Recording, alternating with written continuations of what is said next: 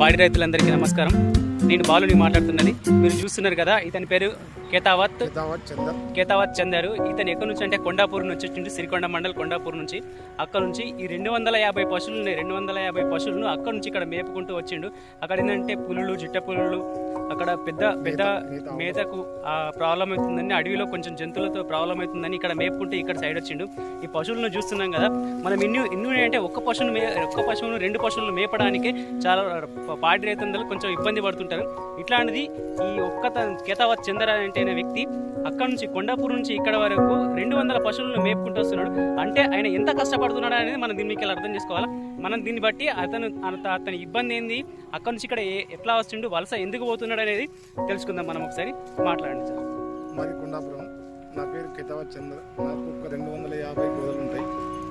2-3 జీతగాలను పెట్టుకొని మాకు అక్కడ గడ్డి లేక మాకు ఇబ్బంది, పొలాలు జల్దీ చేస్తారని గడ్డి దొరకక ఇటు రామారెడ్డి, గర్భులు, ఎల్లారెడ్డి, కామారెడ్డి సైడ్ వచ్చిన మేపదాలకి ఇటు ఒక 2-3 నెలలు మేపుకొని మళ్ళీ నాకు జొన్నలు వస్తాయి. మళ్ళీ పుచ్చంపాడు సైడ్లో పోతే అటు ఒక 2 నెలలు మేపుకొని మళ్ళీ నా ఇంటికి వస్తాను. 6 నెలలు కష్టపడితేనే నాకు జంగల్లో గడ్డి అవుతుంది. మళ్ళీ వర్షాకాలం 6 నెలల దాకా 7 నెలలు కష్టపడాలి. మళ్ళీ వర్షాకాలం అట్లనే మేస్తాయి, జంగల్లో ఒక్కడు మేపుకోవచ్చు అని. సో మనం ఏంటంటే ఒక పాడి రైతు ఒక పశువును మేపుకోవడానికే ఇబ్బంది పడుతుంటాడు.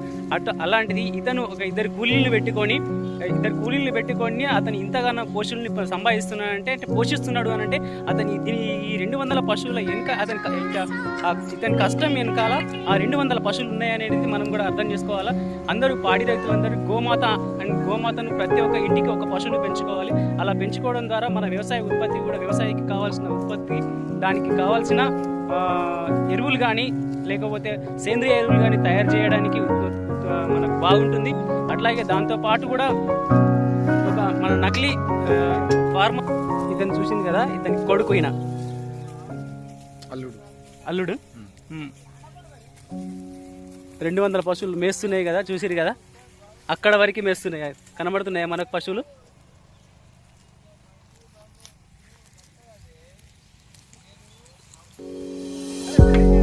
ప్రతి ఒక్క రైతు ఒక నాటు ఆవును పెంచుకోవాలని నా యొక్క మనవి.